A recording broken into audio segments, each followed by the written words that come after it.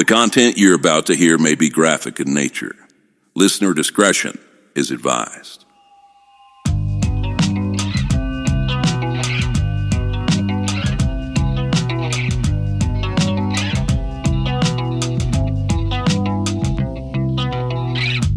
Oh, how I wonder what it's like to relax. See the sky down under. Hope my plans collapse. Oh, how I'm under the surface of my tears, falling down asunder the meaning of my years.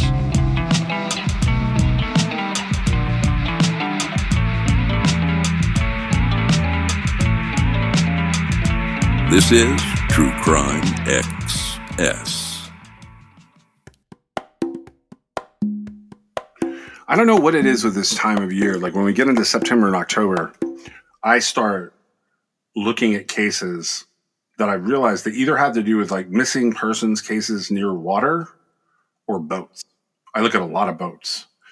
We've covered a few of these over the years, and we kind of covered this one. Like we've talked about this one, but this series is probably over there in the little playlist labeled something like Overboard. Because I got a little frustrated with something that happened earlier in the year, and I wanted to cover some of these cases, but I wanted to wait on some of them. And I figured I'd start with like one of the more famous ones because it had some media this year. And so I went through the process of like pitching a television show with like producers and stuff for some of the things that we've covered. And there's still like 3 outstanding, but the first one got turned down. They just went with like a different show on a different topic, but it's a pretty in-depth process. And in my opinion, we get a lot of true crime schlock. All right, and we demand too much control typically, so. Yeah, that's the other problem that we would run into. So this year, I've seen a lot of like weird true crime stuff along the way. There are multiple competing parts of the Idaho 4 case. I saw this Pike County thing. There's always like the ongoing episodic ones I tend to watch. You just recommended another one that I put it in my queue and I'm going to watch it. This story that we're about to tell has one that I have not yet seen, but I put it in my queue and watched pieces of it. And I bring all that up because like, it's not just the docuseries and stuff. Like every time I go on social media, like TikTok, Twitter, Facebook, everybody seems to be just randomly talking about true crime. And I hold back the word covering true crime because there's not a lot of research going into it. Most of what we do has research basis. Like there's stuff that we cover for the sake of covering it. But I know like there's a serial killer story I want to cover.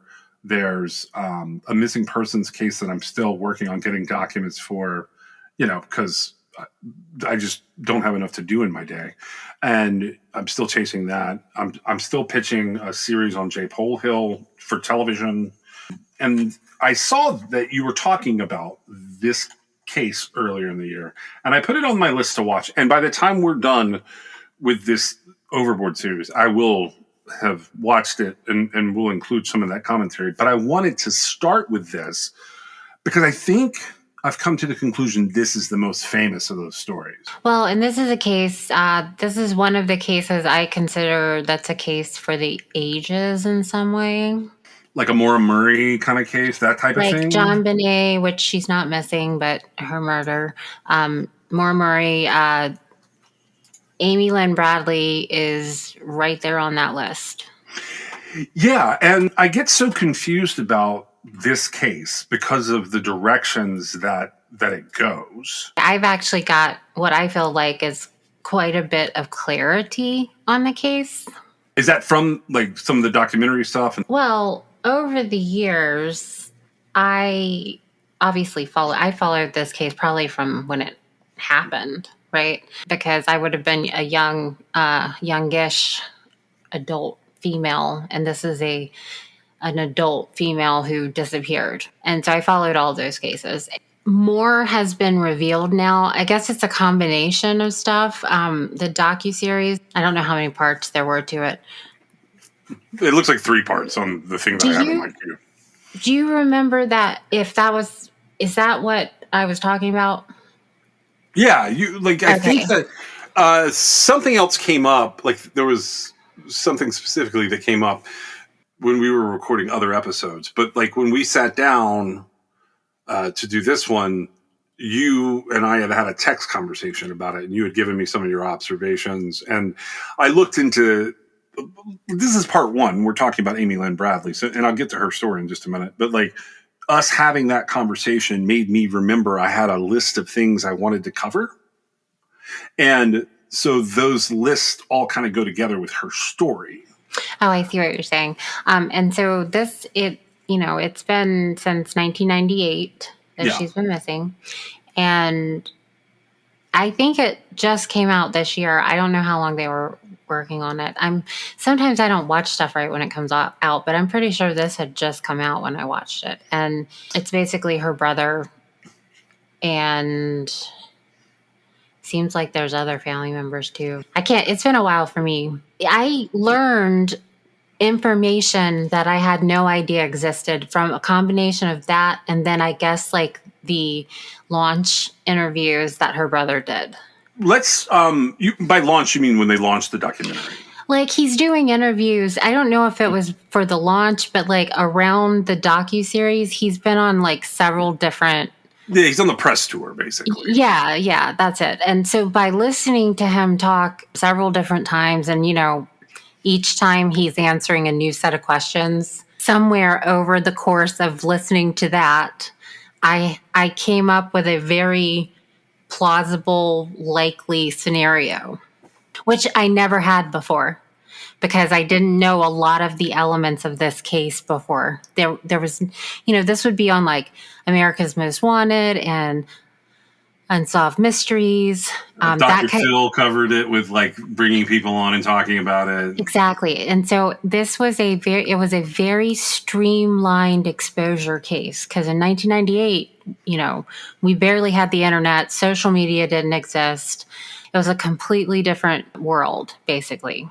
She was on a cruise ship and then she wasn't on a cruise ship, indicating that either accidentally or on purpose, somehow she was, fell off the ship or she jumped off the ship or whatever you want to say. She wasn't on the ship any longer.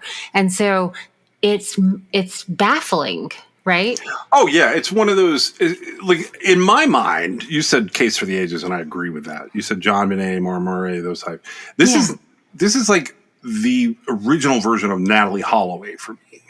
But there was a distinct difference in the two. And that is, I've always, in my opinion, known what happened here.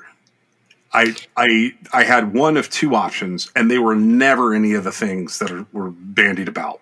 I didn't know what happened to her. It was a mystery because I didn't have all the information I needed. And then I got it all of a sudden, and I realized I realized what made sense to me. And I don't know, if we're going to talk about that or not, but... Oh, yeah. We're definitely going to get there. I figured what I would do is just tell this story, which I know other people have told this story. I'm giving a summary because it ties into other things that like are part of this series that I find fascinating. But also like the people I have questions about in this particular series are not necessarily the family members, although some of them I have some questions, or the victims even. Like I really have questions about these people who get involved and they become a witness or they become an investigator and they say things that like people just run with.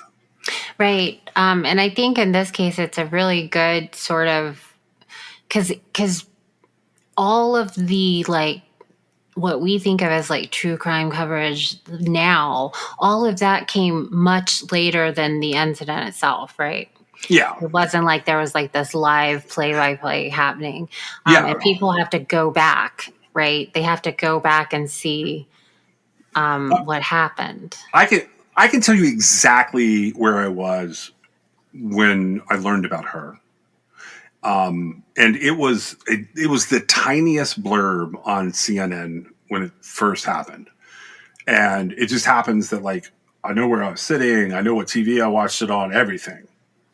And this case stuck with me for maybe a year.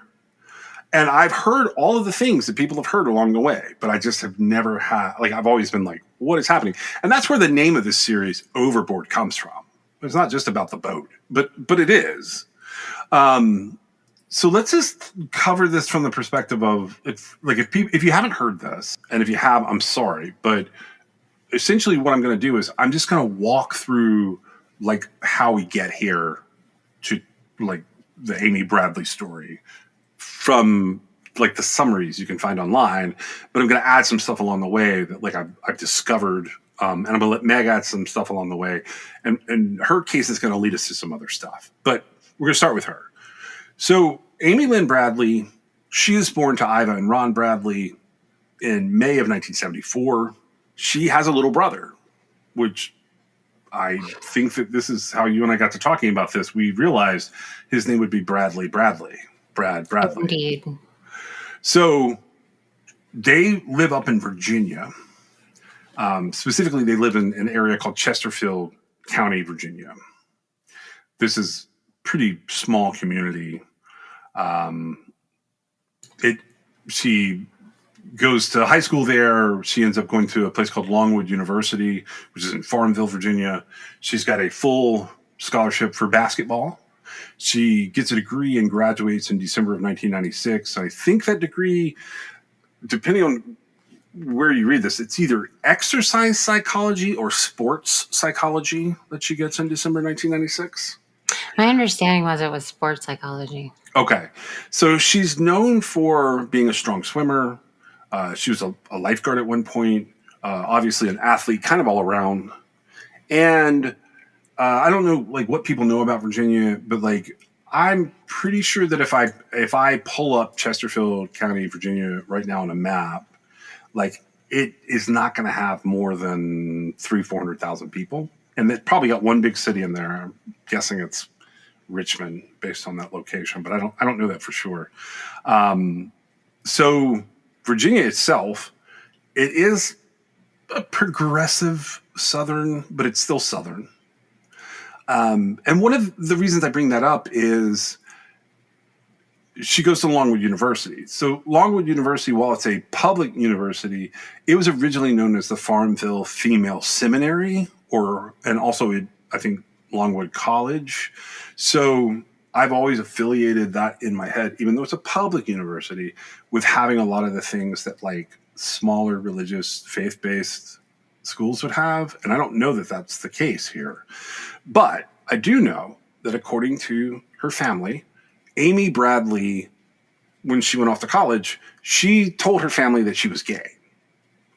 And according to an ex-girlfriend that I have seen quoted in interviews recently, she stated that Amy had a lot of conflict with her parents about her sexuality, and that they were essentially disappointed with her light girls. Now, in the same breath, I have seen older footage and more recent footage of her father stating that it wasn't what we choose for her, but it was what she wanted to do, and we loved her no matter what, which is pretty much what you're supposed to say if, your daughter disappears and 25 years later somebody is making a true crime documentary. You have to say all those things. I'm not saying you did anything wrong. I'm just saying it is what it is. And just for the record, 1998, that was getting towards, like, less of a stigma. Right. But it was still stigma, right? Yes. It wasn't as stigma as, like, 90, but it wasn't, like, as unstigma as 2020, right? Right. It was like, it wasn't, we didn't have the Defense of Marriage Act yet. We weren't deep into the acceptance that we should have today as a country. Right. Well, and also that is part of the story. I don't actually feel like that particular part of the story plays into what I feel like actually happened. However, that was not told. It was not disclosed. Disclosed. That was not Right. disclosed. So when I thought of, and it doesn't even matter to me, but I never heard anybody say it out loud. Right. And it really doesn't matter one way or the other. But it did get disclosed, at least in the docuseries. And I don't know if and it was seen it before. I've seen it in the surrounding coverage. I haven't seen the docuseries itself yet. Well, up until that point, though, I had no idea that she was gay, that she had come out as gay, that she had any struggles with it. And again, I don't think it doesn't change what I think happened. Nothing about it changes it. Right. Yeah, no, that's kind of how I feel. I pulled an article up from, I think it's originally published in Style Weekly. It makes its way to richmond.com. The first version that I read of it was April 27th, 1999. There was another version that had a 2005 date, but I'm just telling you, April 27th, 1999 is the version I pulled from.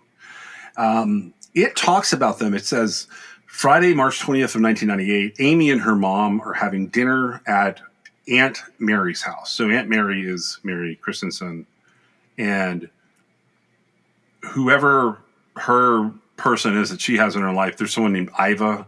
They are always kind of placing Amy as the apple of their eye. The aunt is. So she had gotten her hair done a little bit darker, and she was getting ready to go on this trip, this cruise. She's really excited. It was unexpected that they were going to get to go. Right. And the way that they get to go is Dad is a insurance executive, and 35 agents for a company known as Illinois Mutual Life. They had won all expenses paid family cruises if they had hit the certain sales goal. And he had hit it. He got past the $145,000 in paid premiums or whatever it was. So Dad has paid extra because the cruise they win is for basically the person who sold, the insurance executive, the agent, insurance agent, and their spouse. Well, actually, the mom was an agent as well. They both were doing that. They worked together. They're able to bring the kids along, and they end up paying some little amount of money, a couple grand. But it's a big deal that they're all going on this trip together. Ida, Mom, and Aunt Mary are having a good time talking to Amy about this, according to this article. And they're talking about the trip's going to go from San Juan to Aruba, to Curacao, to St. Martin, St. Thomas, and they're going to come back through Puerto Rico. They're also talking about the fact that Amy has plans for when she gets back from the cruise. So she is going to start working as a marketing and office assistant for her Aunt Mary and her Uncle Mike. They owned a software company. So she had started talking to them about cutting her hours over at Ruth's Chris Steakhouse, where she worked full-time, so that she could take this job. Now, I don't know what is true of this, but I've heard it rumored that they were literally talking future plans that family was going to help with, including whether Amy was going to go and get her master's degree, or maybe use the money that she makes from these jobs to do something more entrepreneurial. I heard it rumored that somebody said insurance, somebody said sports bar. I don't know which one of those I believe. I think they're just people talking for the sake of having something to say. But Brad is going to be home for this cruise from George Mason University. So they're all having this dinner, and the plan is the next morning they're all going to leave on the 21st, and they're going to go on this cruise. And this is going to be a cruise on the Royal Caribbean International Cruise Ship Rhapsody of the Seas. So Amy Bradley was afraid of heights. She was initially apprehensive about the cruise due to the size of the ship and being out on the ocean. And I'm going to go ahead and tell you that one of the things I did do for this is I read the transcript and watched Vanish with Beth Holloway. Have you seen this? Yes. Okay, so Beth Holloway, who is Natalie's mom. Natalie Holloway's mom, did an episode about Amy Lynn Bradley. So they're going to leave Saturday morning, all on the ship together. On March 23rd, Amy and Brad, they stay up late. They're drinking. They're at a performance of the ship's band, which is apparently a band that's put together called Blue Orchid. And they're on the 9th floor deck of this ship at a disco party. One of the band's members is a guy named Yellow Douglas. And he is seen at different points in time drinking and dancing with Amy Bradley that night. But he claims that he left the disco party around 1 o'clock in the morning. And there's some footage in here. Did you see this of the two of them dancing? I've seen it. I don't know what you're looking at, but I've seen the two of them dancing. Yeah, it's in the Amy Bradley trailer. They show apparently Chris Fenwick captured footage of the two of them dancing. So Brad, as the night goes on, he heads back to the family's cabin, which is a floor below the dance floor, if I'm understanding how all this works. And so ships, like cruise ships like this, even in 1998, they have record keeping that goes on with the door lock systems. Not always perfect, but they're able to see when someone enters or exits. Not exits. What is registered is the key being used, the key card being used. So it doesn't actually know if the door is opened or closed. But if the key card's used, logic says that somebody just unlocked the door, right? Got it. I follow what you're saying. Okay. And so that's how they're able to track and confirm, like when, and it's each separate person has their own. The key cards say that Brad comes to the suite 3:35 in the morning. And then Amy follows him, and her key card sets a record in the system 5 minutes later at 3:40 in the morning. Does that sound right to you? Yep. Okay. So Brad reports that they sit out on the balcony of this 8th floor suite, and they're talking before they go to sleep. Brad goes first, and it's believed that Amy stayed a little while longer. Brad, according to what we know, he says that he went to sleep, and Amy is believed to have stayed awake a little bit longer. Now, between 5:15 and 5:30 a.m. on March the 24th. So March 23rd is what we're talking about. March 24th, if I'm understanding it, is the same continuation, right? Right. So where they came back at 3:35, that's March 24th. Between 5:15 and 5:30 a.m., March 24th, Dad, Ron, he gets up and he checks on the kids. He sees Bradley asleep in the lounge chair of the balcony on the suite. According to what he tells local newspapers, he says he could see Amy's legs from hips down and that she was sitting with Brad on the balcony. And he says he dozed back off and went to sleep again. And that's sort of different then there's different sources that say different things. The most recent thing was Brad actually went inside and went to sleep, and Amy said, "My stomach doesn't feel great. I'm going to stay out here for the air." And she was out, and he didn't get up. He just kind of glanced around. Gotcha. The father. So basically, he was still laying in bed. He woke up. He wasn't sure what he woke up from. And when he woke up, because he had been asleep when his kids had come back to the room was tiny, but he had been asleep. He saw that Bradley was laying on the pull-out couch bed that he and Amy were sharing. And he saw her side of he saw her feet and legs, but not her upper part of her body, because he would have had to have moved the curtain to see the rest of her, if that makes sense. Got it. Yeah. And so but he knew she was fine because he saw that. Got it.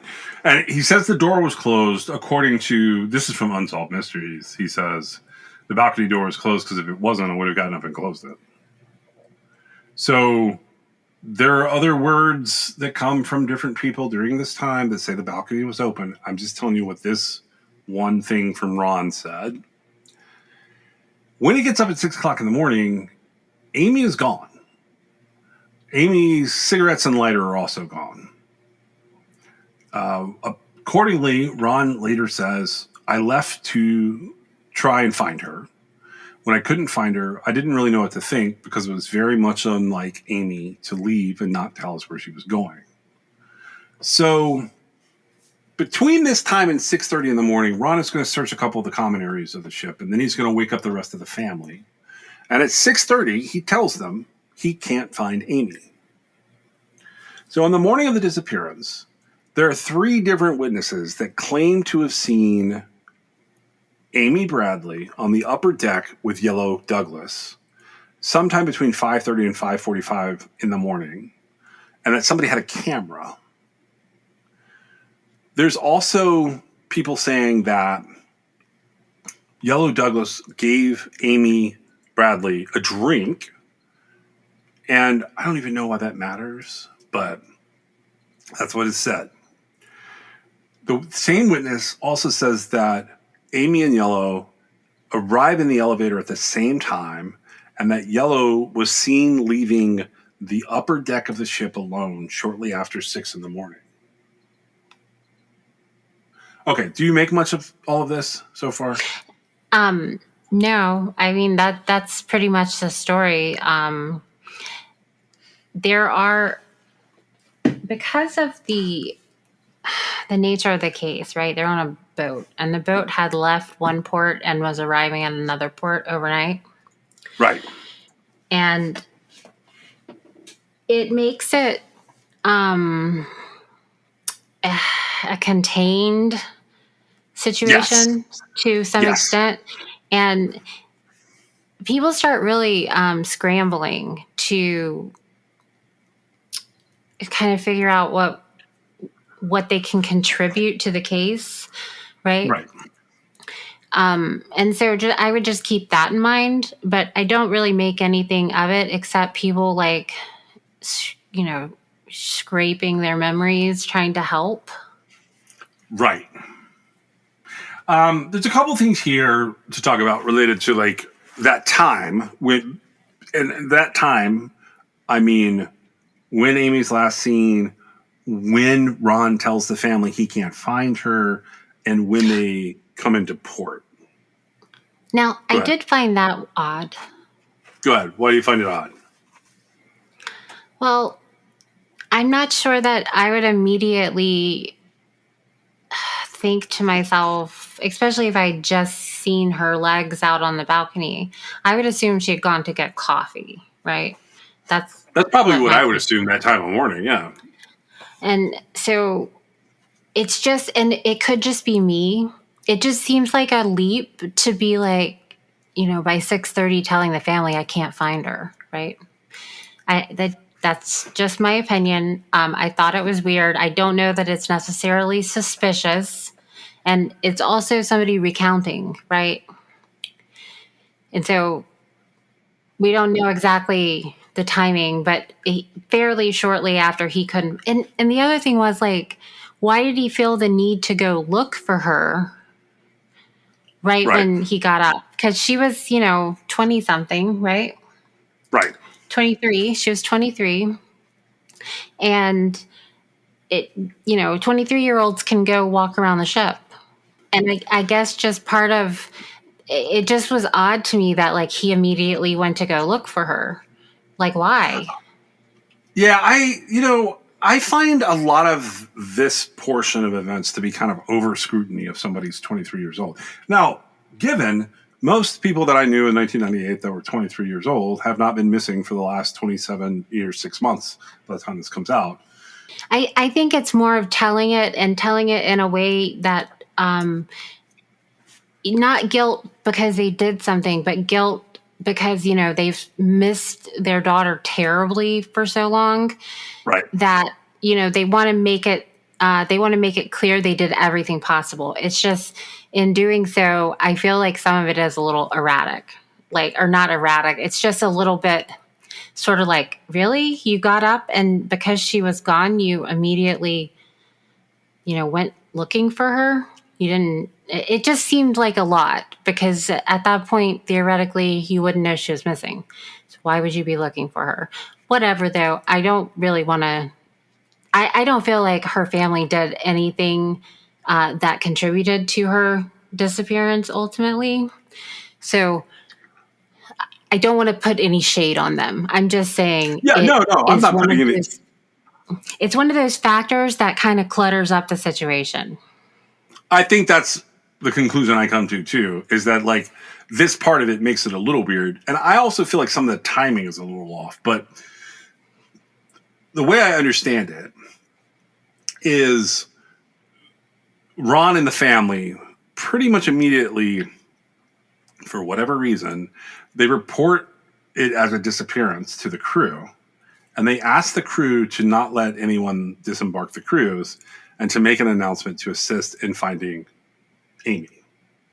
So the crew basically tells them it's too early to make like that kind of an announcement. But at 7:50 a.m., they issue an announcement, but it's after a majority of the passengers had left the ship. And remember that at 7:50, the bulk of these 2,000 people are gone. And they essentially announce, will Amy Bradley please come to the purser's desk? So, is the confinement of the scene what causes them to freak out at 7:50? you mean before then? The fact that she hasn't shown back up is probably. Are you talking about the family, or are you talking about the crew making the announcement? Because when do you? Well, yeah, they weren't. The crew was never freaking out about this. The family was, though. The family was almost immediately panicked, right? And I don't know. I agree with that, but I don't know why they're panicked. Yeah, me either. And I don't know. I wasn't there. I wasn't experiencing it. But to me, the way that I am, it would take a little longer for me to start really panicking, right? Yeah. The ship that they were on was huge. There were a lot of people on that ship. And I just can't even imagine that I would have hit every single place my child could be. Nobody on a vacation on a cruise ship immediately thinks to themselves, my child's been abducted, especially not your 23-year-old child, right? Do you think? No. I think they're just telling it back. Now, we do know from records that the announcement was made, right? Correct. And they didn't stop people from getting off the boat. They wouldn't do that, right? Correct. It'd be too many people. Keep in mind that from this moment on, everything is colored through a very specific lens. We know that Amy was a strong swimmer and a lifeguard. You know why? Because that supports the narrative that she couldn't have possibly fallen off this boat. Even though people who are trained divers in the Navy sometimes fall off of boats and are never found. But between 12:15 p.m. and 1 p.m., so this is right after noon to 1, the cruise staff searches the ship, and they can't find Amy. I noticed this was in the wiki, and I noticed it's in, there's something else where they were talking about this. I think it's from like a 2020 or so article that they are pulling from an earlier article where it says like the delay in launching an immediate search has been called a mistake that could have hurt the chances of finding Amy. With what likely happened to Amy, that didn't matter at all. Like it didn't matter like how quickly you looked for her. Right. The idea that it was that the delay like really messed up the case from the very beginning is that like somebody put her in a suitcase and like took her off when they were at port, right? Right. Something like that. Which is like, just because we're statistics people, even though we're not math people, we are statistics people.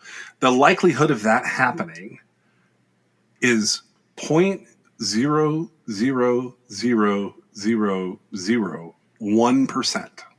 Right. And I don't think I've ever actually heard of any cases where that happened. I know of like 2 cases in all the history I have of reading cases where someone has been placed in a cruise ship, not a cruise ship, someone has been placed in a piece of luggage to be removed from somewhere.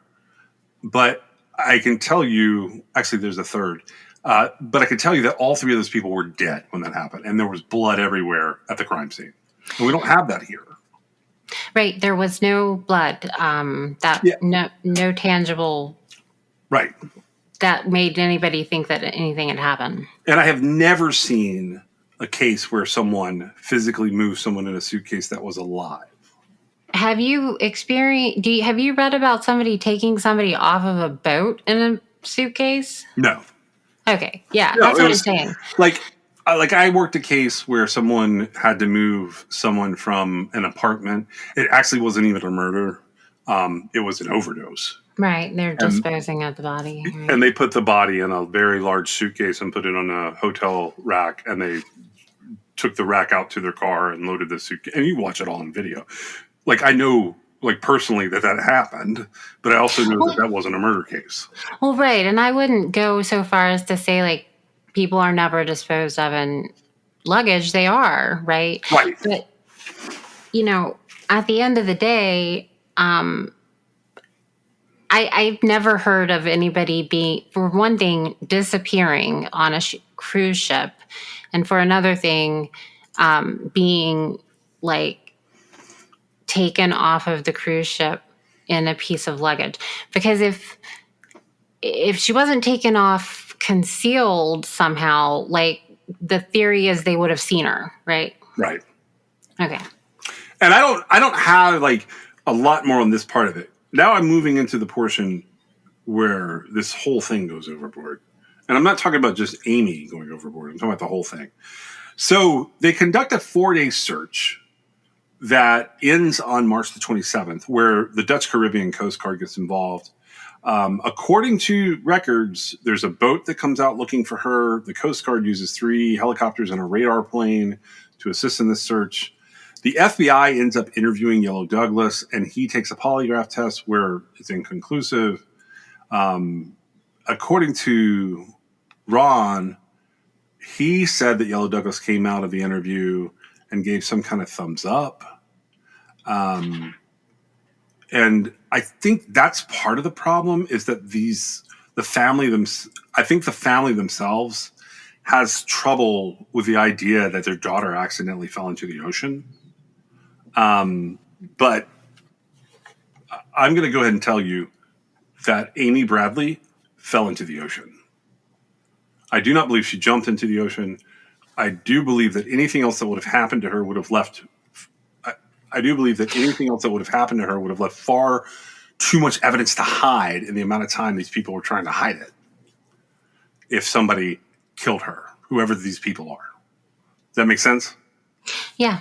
And, the idea would be, if something besides that happened, did it happen on the balcony? Because that's not true, right? Right. Because if somebody else had come in, there'd be a record of somebody else coming in.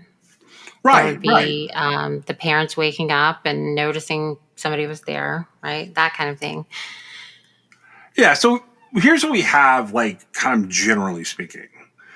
About a month after Amy Bradley's disappearance, her family travels back to these islands. And they're approached by a cab driver who claimed to have seen Amy Bradley while the ship was docking on March 24th.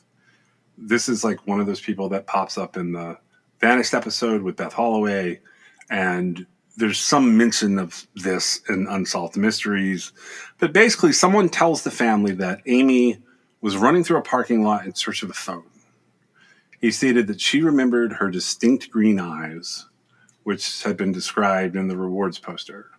The witness also claimed to have seen Amy in other locations on the island, but because the claims are completely made up, they're never corroborated by authorities. And I don't know why people report on them like they're credible, but that's sort of how we get started in all of this, less than a month after she goes missing. Well, and honestly, it started before then when people saw her walking. Right. We get a number of things that people come forward and say. There's 2 Canadian people who are diving on one of the popular beaches in Curacao named Playa Porta Marie. In August 1998, they claimed that they had seen Amy. A witness named David Carmichael claimed that someone a woman matching Amy's description was in the presence of two aggressive men. One they describe as fitting Yellow Douglas's description. I'm pretty sure that they checked out Yellow Douglas at this point, and I think they debunked that he could have been there. Just going to put that out there. I'm not 100% on that, but I'm pretty close. The witness yells out to one of his friends asking if he had something in his dive gear. I don't know if he said snorkel or regulator or whatever. The woman, believed to be Amy, hearing the man speak English, reportedly spins around and comes back over towards him. So this witness claims that he sees the man resembling Yellow Douglas out of the corner of his eye, and that man makes a threatening motion to the woman who looks like Amy Bradley. And that for the rest of the time he's standing there, the woman would occasionally look at him and then look down, like he thought she was subtly trying to communicate with him. The moment that this all happens in August, which this guy says that he was, just a couple feet away from her, and allegedly he describes her looks, her eyes, her tattoos correctly, and he states that he recognized her because he had seen her photo on America's Most Wanted. And this guy, David Carmichael, says that he was haunted by this encounter, and he says he knows it was her. He ends up phoning Amy's dad, Ron. He flies to Virginia and meets with the family. The FBI investigates it, but they say they can't corroborate what he was saying. Again, because he made it up. He saw what he wanted to see. Okay, yeah. I was going to say, I don't know that he made it up. I think that it's entirely possible that encounter did happen with someone. Oh, yeah. Like, from that perspective, like, a lot of these people could have seen something like what they're describing. I'm just telling you, they did not see Amy Bradley. Correct. I agree with that 100%. Like, for example, the cab driver, I think that something could have happened, and it was just another girl, right? Correct. And now there's two sides of that, because so they're seeing the narrative of the story on television, and they're putting themselves in a place near where it happened because they were there. They went to vacation there, right? Yeah. And your mind can trick you into inserting things, right? Right. And so I don't want to say that these people have bad intentions or that they're like lying, 100% lying. It's just, it doesn't make anything easier for the family. Right. When they're essentially chasing a ghost because of the sightings, right? And I wanted to, there's several more sightings, but the other thing the docuseries did, which I sort of had an idea of before, but like it just sort of bolstered it even more. To you, is Amy Bradley the kind of girl who is going to have the type of encounter that the scuba diver talks about, or the snorkeler, or whatever they were doing? That guy talks about. She does not have like an ounce of submission in her. I don't think so. I don't know her personally. I only know what I can like read and see now that she's missing. And I personally think that in those moments where there's an English speaking person, even though it's months later, even though allegedly she's been, she would have to be trafficked at that point, which means addicted to some drugs and whatever. I see the type of person described by Amy Bradley as the person who would not jump or fall from the balcony is going to get away from those people. 100%. And I don't understand why the family doesn't. I don't know her either. I never, I just know her from her case and what I saw of her case in the news initially, and then how, these types of cases unfold. And I couldn't figure out why what was so apparent to me wasn't readily apparent to them. Right? Well, it's because they're ready. They're not ready for it, and they really want the hope, so they're hanging on to the hope. It's just unfortunate that the hope comes in either misidentifications or bullshit. Like, you can pick whichever way you want to go with it. Sure. I like to think it's misidentifications because It's a I really mixture don't. of the two. I don't think that they come up with it out of nowhere, right? I think that the encounters happen, and once you've seen her face, and you know, like, oh, I was near there, right, or whatever, you insert it. Especially when you have these moments in life that stick with you, right? Yeah. Like thinking, I mean, the girl that was with the guy might have needed help, right? But it wasn't Amy Bradley. That's the difference, right? Yeah, that's And what I think the difference is. Yeah. there's been it's like with each sighting of her, I'm more and more convinced they did not see her. And her family doesn't seem to think that. And I can't figure out if I missed something or if you're, like you said, they just are going to take whatever they can get. Well, so the last kind of sighting we have in like the immediate aftermath, and by aftermath, I'm talking like year or so from the time they go on this cruise. It's a U.S. Navy petty officer named William Hefner. He claims that he encountered a woman claiming to be Amy at a brothel in the islands in January 1999.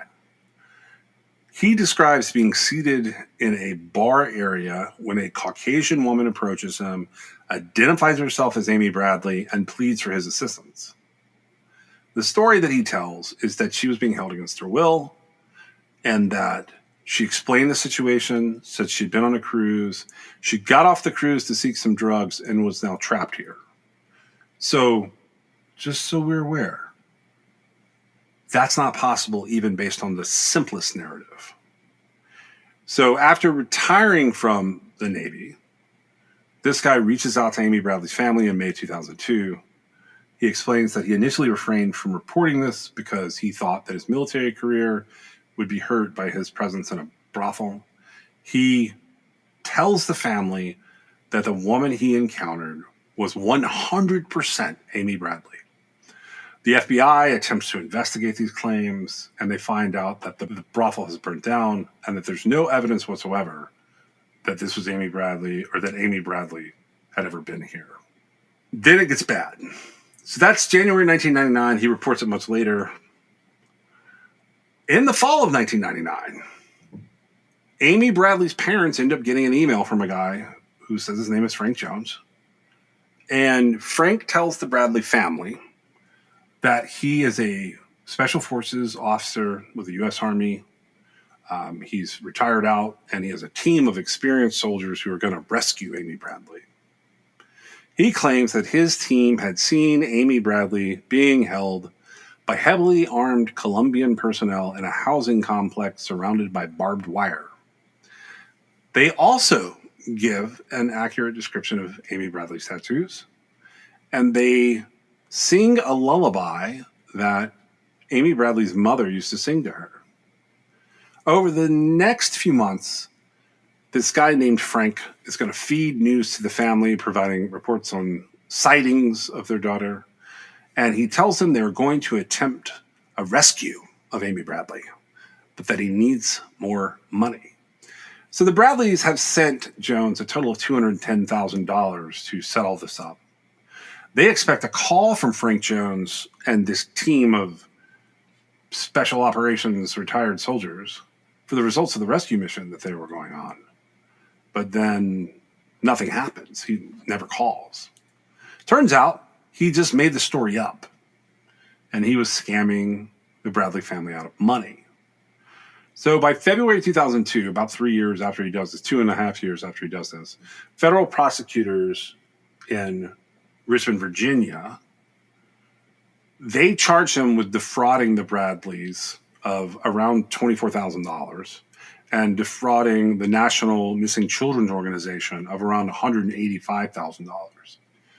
Frank Jones pleads guilty in April of 2002 to mail fraud, and he is sentenced to 5 years in prison.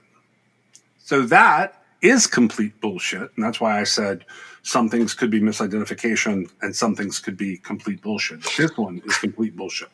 Right. And I feel like the the brothel one, it's probably complete bullshit. Well, I mean, I could believe that guy saw a woman. I don't believe he saw Amy No, Bradley. because he said that she said her name was Amy Bradley. That makes you Right. think it's BS? Well, I guess a female there could be trying. I mean, if it's an American who legit needs to be I think he saved. bolstered his story with BS. I mean, it could be either. I could go either way on him. I mean, he could just be lying. Well, yeah, and the part of the reason he got credence was because, oh, this is like a guy in the military, right? Yeah, but he was a guy in the military at a brothel when he wasn't supposed to be. And you got to take that into consideration. And if that really happened, okay, any guy, he just left her there. Yeah. That doesn't happen.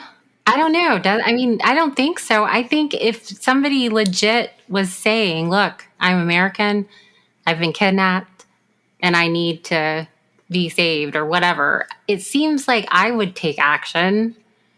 This is nonsense. I'm trying to be nice, saying I think all of this is nonsense. Just for the record. I was gonna say, think about the women that are missing, like Natalie Holloway, like Amy Lynn Bradley. I mean, they're plastered everywhere. There's not a whole bunch of like not plastered everywhere people that are missing, right? Right. In these types of situations. So that means it's not happening to anybody. So she's the only one. No, like this is not a thing. Like this is not a thing that people can wrap their head around. The sightings get worse, not better. I mean, that's about as bad as it can get with this whole fraud thing. But I don't count that as a sighting of any kind. I just count that as a scam. Right. Everything that guy was saying was a lie. Like he was just getting money. Correct. So the next up we have in April 2003, a couple of people report seeing a woman they think matches Amy Bradley's description. And I think everybody's in concert here. So it's like people that are together. They're watching this woman watch a street musician in San Francisco, California. So we're no longer in the Caribbean. We're on the West Coast. And she's in the company of two men. And the witnesses asserted that they immediately recognized the woman as Amy Bradley. But upon realizing that she had been recognized, the two men grabbed the woman and fled the scene. Witnesses claim that the woman cast some kind of pleading look to them as she's being taken away. And the FBI investigates this. They go so far as, if you go on the VICAP page on FBI.com, even now, there's an Amy Bradley flyer. And if you click through the history of the flyer, which you may have to go to the most wanted part, and it may be removed from the current flyer, you can see a picture of two dudes that, like, it describes the first as an unknown male, number one, white in his late 30s or early 40s, 5'11 to 6'1", balding with red hair and a red beard. The second, unknown male number two, as having been described as being in his early 30s, approximately 5'11", with dark, wavy shoulder-length hair of an indeterminate racial composition. So they take this seriously, even in 2003. In March of 2005, a woman named Judy Maurer, she claims that she saw Amy Bradley in a department store bathroom in Bridgetown, which is over in Barbados. So we're no longer on the other islands. We're now in Barbados. Judy Maurer says that she was using the restroom when a woman accompanied by four men who were discussing what sounded like a, quote, illegal deal, end quote. She's escorted by this. And she said the woman at one point asked the men if they could, quote, stop and see the children. It's unknown what children are being referenced here.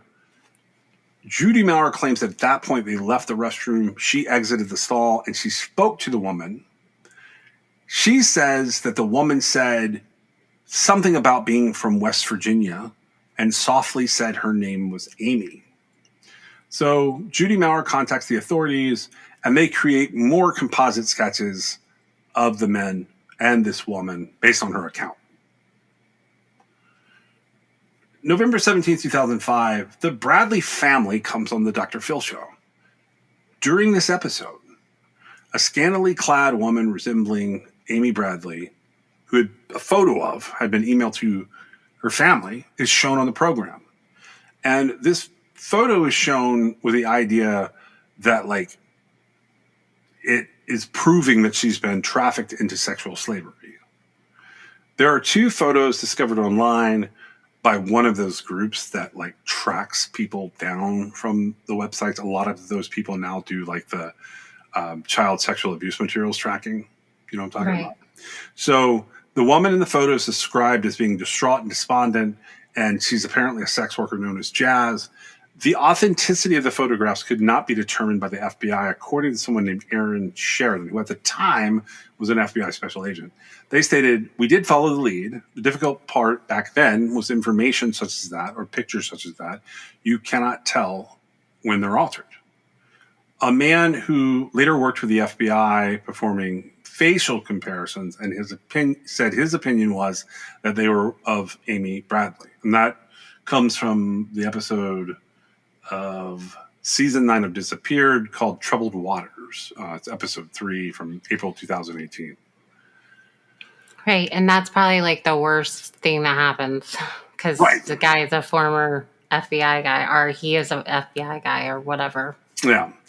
It's somebody like official saying, "I think that picture is her." Yeah, like, all of these people are people that are hearing hoof steps and thinking zebras. That's not what's happening with any of this. They should just hear horses, because that's the way that this goes. You know, I've heard different things about Yellow Douglas over the years. I've heard I remember when the jawbone washed up in Aruba, and they were trying to determine if it was from Natalie Holloway, but, like, apparently they destroyed the remains, and, like, they thought they were from a Caucasian woman, but they couldn't figure out the DNA on it. Something happened to it. Amy is declared dead March 24, 2010. That's 12 years after the disappearance. No witnesses to what happened to her. No body has ever been found. And people start, like, laying out these theories. And I feel awful for Amy Bradley's family, because we are still trotting them out today as much as we can to talk about this situation. Well, to be fair, the family did just do a huge, like, media docuseries situation. So, like, right, they're participating out of some kind of claim to hope. Correct. That, you mean? Yeah. Well, so we're going to get into this a little more as the series goes on, but I wanted to start with this part. Is there anything specific you want to say about what we just talked about and how some of the timeline is goofy? You'll have more of an opportunity to talk about Amy Bradley, because we have more. Like, the series is not just about Amy Bradley. I just wanted to start with her because she had the most clear-cut examples of how these cases are so strange. I don't think there's anything, like, right this second. I feel like the thing that I would like to emphasize the most here is how every single time there's a, like, quote, call for help, end quote, from the family, like, some damn person answers it. Yeah. And it's, and I'm not saying, like, if it were really legitimate, it would be one thing. But I feel like this is one of the, I don't want to say clearest, but I mean, it's very straightforward. There is a little bit of, like, what the heck, but right. Knowing what the people closest to her knew, like, I didn't have any question. And it seems like it's false hope, right? Yeah, 100%. Regardless of, and I'm not sure, like, I don't know. I'm having a lot of trouble with, like, a family. Do you tell a family they're out of touch with reality? I don't think they are out of touch with reality. I think they're experiencing the psychosis of trauma. Like, I think that, like, it's escaped people that, like, at some point in time, when you've had all these things happen, and it's not just the trauma of Amy disappeared, because Amy fell in the water. Like, and you can have whatever opinions you want. I would never bash anyone's theory. I'm just telling you exactly what happened. Amy fell in the water. The jawbone in Aruba is not Amy's. Amy fell in the water, probably bonked her head on the way down, and is definitely in the ocean, dead. That is what happened to Amy Bradley. And Unfortunately, yes. I hate to be the one to say that. That's awful. That alone would cause you severe pain to know that it had happened. As a family member of her, being on the boat with her the day that it happened, you would feel guilt, you would feel pain, you would feel trauma. But on top of that, the suggestions that people have made jump to sex trafficking. So that is a new level of pain, guilt, and trauma. And right, which is unnecessary. Right, it's completely unnecessary. Because it's not, and I can say this with 100% confidence. If she was sex trafficked in anywhere 1998, right, she's not being sex trafficked now. No. Okay. But she was not sex trafficked then, but if I don't that think were the she was case, either. right.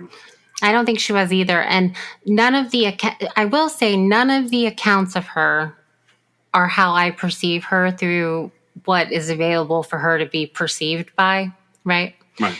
None of them are how she would have handled the situation. No. And so I wish her family could like really think, but you don't think about that, right? You're just like, oh, somebody saw her, you know? And I wish that they would think it all the way through.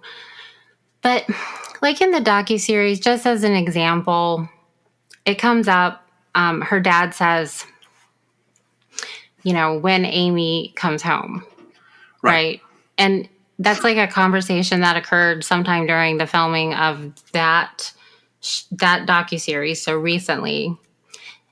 And it's like, wow, like that, for whatever reason, that really made me go, this is awful. Yeah, there was a podcast host that like popped up sometime this year and was like, I'll give $1 million to whoever like brings her home safely. And like the only thing I could think is the only thing that's really gone overboard here is how many people are capitalizing on the fact that Amy Bradley fell off a cruise ship. Well, she is a case like for the ages, like I said. And if you think about it, so there's a couple of things I think that people have discounted, and that's how they ended up sort of where they're at. Because for one thing, they were very close to port at like 6 o'clock. Right. Okay. And if it were to be that, let's say, for example, we know what time that Bradley and Amy Bradley came back, right? Because they used their key to open the door. Yeah. And then Bradley has an account of what happened, which was like he went to sleep, but his sister said, you know, I'm going to stay out on the balcony because she wanted the air, right? Yes. And then the father's like, oh, you know, I woke up at 5:30 and I saw her legs on the balcony, which would mean she was laying out there. And like, well, what if that was 4:30? Right? Yeah. Okay, well, they're an hour further out in the ocean at that point. Yep. Okay, and that didn't get searched. Correct. It's little things like that where it's not really a big deal, right? Except when you're going from port to port on a cruise ship, it completely changes everything. And I do think that if she truly was there at 5:30 and then was gone from the balcony that close to the port, it would have been more likely she was found. But based on sort of the other information we've, you know, gleaned from all the different sources from all the years that, you know, we've known about this since it was on probably within the first week, right, of news, because Yeah. it did become news. It seems like if they had known, because they would go off of what the family said, and if they had known it could have been earlier and searched from where she could have been, let's say 350 to on forward, right? Because they would know where the boat was at those times. They may have had a better chance of recovering her, but I don't even know that would have made a difference. I actually don't know what happens to somebody in the middle of the ocean. So, I mean, it's a pretty grim outcome. It depends on how injured you are when you hit the water, how high you fell from, how conscious you are, for how long you're going to float versus how long it's going to take for you to drown. Any injury that leaves you unconscious for even a short period of time, you're going to be drowned. You're going to be drowning fast. And ultimately, once you're drowned, you either sink and become part of the ocean again, or you float for a little bit and you decompose and you attract essentially scavengers. But you're not going to be there for long. Is that what you mean? Yeah, like I don't know if, as far as recovering the body goes, I know that like if you're on the beach and you get swept away by the waves, theoretically your body should be found eventually, right? Because the waves change direction and they come back in when the tide turns, right? Yeah. Okay, that's not the case when you're in the middle of the ocean. Right. Unless they had immediately thought back to because the last person who talked to her was her brother, Bradley. And he said that, he went in at a specific time. Right. And so if they had plotted where the boat had been starting, I don't know, 5 or 10 minutes after that, going forward, they would have had a better chance. That didn't happen at all. This is just, it's the timing of it all. The timing of it means she's gone, but not from the perspective of someone murdered her and just miraculously left absolutely no traces. Certainly someone took her off this boat alive with no one knowing that. I don't think she killed herself either. I think that's why they throw the fact that she was gay in there. And I think that that's true too, but there's a lot more to that. I don't necessarily think she killed herself. I'm happy for it to be considered an accident. It doesn't really matter to me. I think the point is it wasn't any of this other nefarious scenario stuff, right? Correct. And I know that I've heard people say that they go off of the father seeing her at 5:30, and by that point in time, she would have been close enough to the port that they were about to dock at. He could be remembering 2 days ago. Well, she should have been found, and so they've said, well, she hasn't been found, and I'm like, well, okay, but at the same time, I would say it's highly likely that he was off a little by the time. Yeah. I feel like he really did think it was, later. I don't know why. I think he was trying to minimize the amount of time because, he hopped up and was immediately looking for her. Yeah. It was weird. All of it was weird, but it seemed like maybe it was to minimize the time he didn't have eyes on her or know where she was, which it doesn't matter. She was 23, right? He did nothing wrong there. Absolutely nothing. I don't think her dad did anything wrong. I don't think her brother or her mother did anything wrong. I don't think the people in the cabins beside of them did anything wrong. I don't think that anybody did anything wrong here at all. And I think that they were further out in the ocean than everybody thinks. Yeah, I think that's why when I say she ended up in the water, it was further out than everybody thinks, which is why she didn't show up on the shore somewhere. Yeah, and when you're on a boat like that, I know there's slow traveling, but like you're 30, if you just miss it by 45 minutes, you're 20 to 30 miles away from where you were. That's what I mean. And I know they didn't search that far, right? Right. And, depending on where they're at, they've got to be in the ocean where it's deep enough for that ship to travel, right? Right. And Yeah. there's I don't know exactly how this is going to go, but there's a very specific set of circumstances that I think lend credibility to the fact that Amy is in the ocean and she's been there the whole time. As far as Amy Bradley goes, it's wrapped up for me. If you want to wrap up your side of it in this episode and bring up further commentary, that is fine with me. I'll cut and paste accordingly. Okay, well, in the docuseries, it becomes clear, and it's interesting. She sent her girlfriend. They got into a big fight. Amy had betrayed her by kissing someone else. They were having a long-term relationship, a long-distance relationship, and so she regretted kissing the other person, and she told her girlfriend about it, and she said, please forgive me. And Amy wrote her a message in a bottle, and it captured her feelings, and she gave it to her girlfriend 1 month before she left to go on the cruise. And on the docuseries, the girlfriend actually has the bottle, and she reads the note aloud. And, you can go watch that if you want to. But it's very deep regret from Amy's side of it. And up to that point, her girlfriend hadn't decided what she was going to do, like if they were going to get back together or not.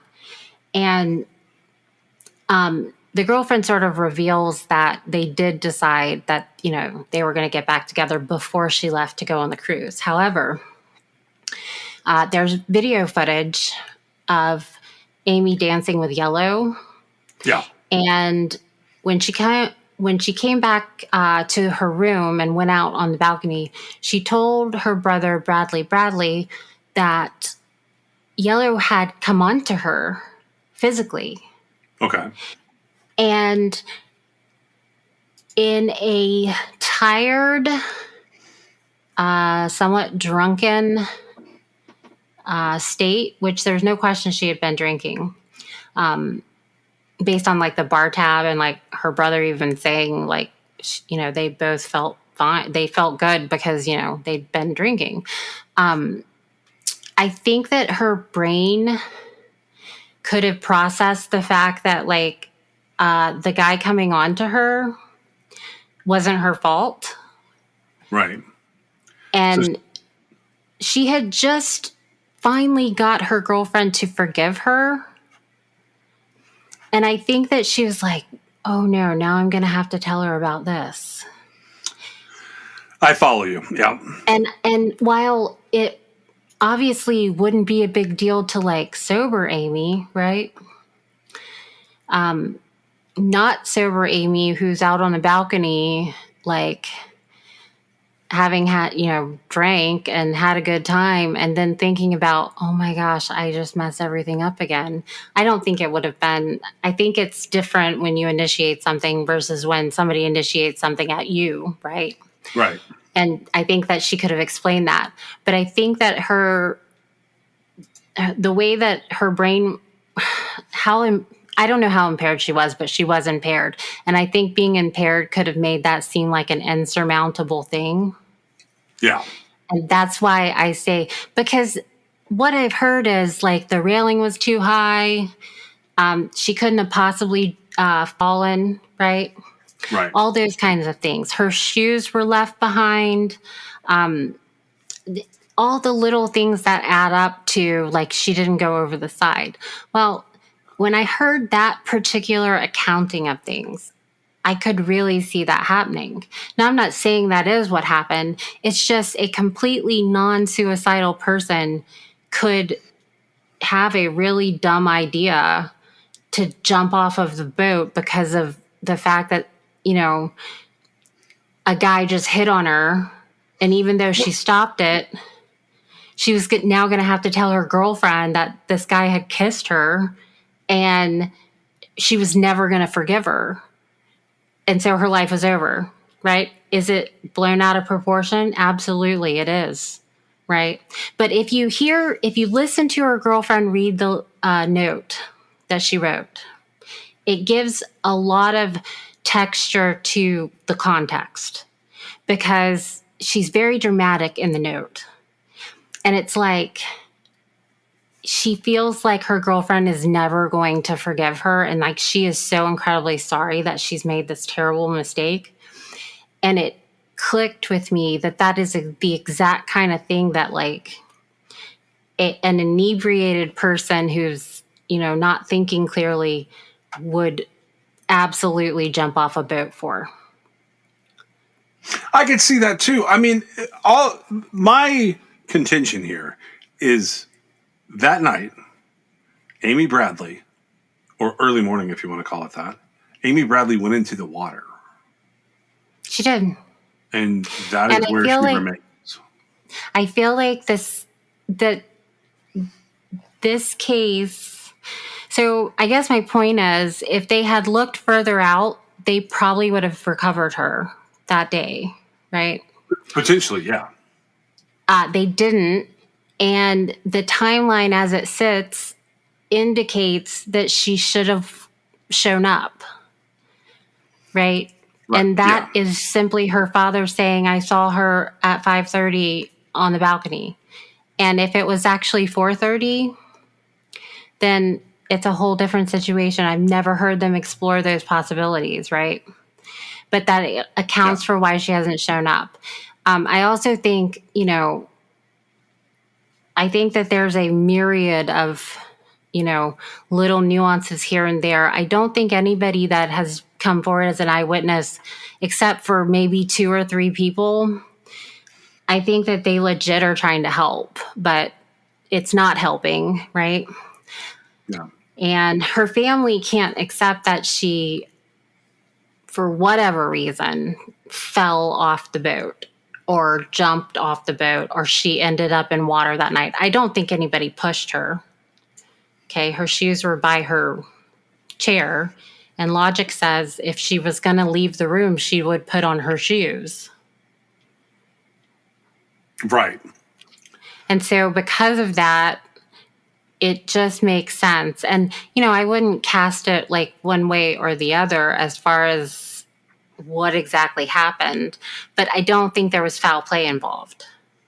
People go a little crazy when they don't find evidence of a crime or evidence of an accident or evidence of a suicide or evidence of sex trafficking. And they jump and go, I'm picking the sex trafficking. That's the one that they land on. Right, except there is evidence here. The evidence is that she was last seen on the balcony and that her shoes were out there. She is not out there. Right? Right. There is evidence. It's just everybody just ignores it, right? To me, that's just a shame. Well, it is a shame. And there's more to this because there's other people who have disappeared this way that we're going to talk about. And we're going to talk about how their cases are similar and different from the case of Amy Bradley in this series that we're doing called Overboard. Do you have anything else today on Amy Bradley that you want to add? No, that's it. Okay, so we'll come back and we're going to tell you yet another story of a missing person vanishing on the ocean and kind of what the aftermath looked like in that story in the next episode. Special consideration was given to True Crime Excess by LabrottieCreations.com. If you have a moment in your favorite app, please go on and give us a review or a 5-star rating. It helps us get noticed in the crowd. This is True Crime XS. You fall like the stars. I break things like guitars.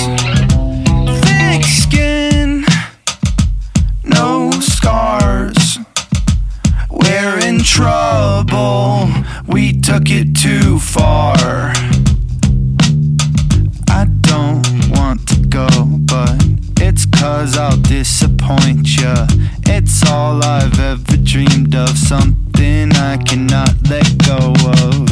I hate the competition, this culture's like a gym, and I lost the motivation to get fit in your expectations. True Crime Excess is brought to you by John and Meg. It's written, produced, edited, and posted by John and Meg. You can always support True Crime Excess through patreon.com, or if you have a story you'd like them to cover, you can reach them at truecrimeaccess.com. Thank you for joining us.